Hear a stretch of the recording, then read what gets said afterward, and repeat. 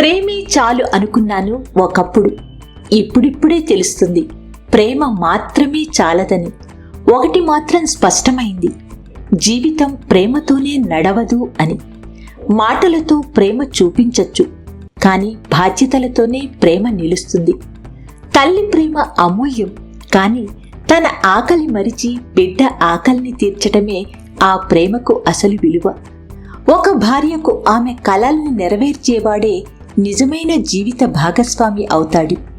తండ్రి అనేది కేవలం పిలిచే పేరు కాదు, పిల్లల భవిష్యత్తుకు భరోసానివ్వగల నీడ కావాలి. ప్రేమించు, కానీ ప్రేమించటమే చాలదని గమనించు. బాధ్యతలను అంగీకరించు, సంపాదించు. సంపాదనను ప్రేమను కలిపి కుటుంబ భద్రతను నిర్మించు.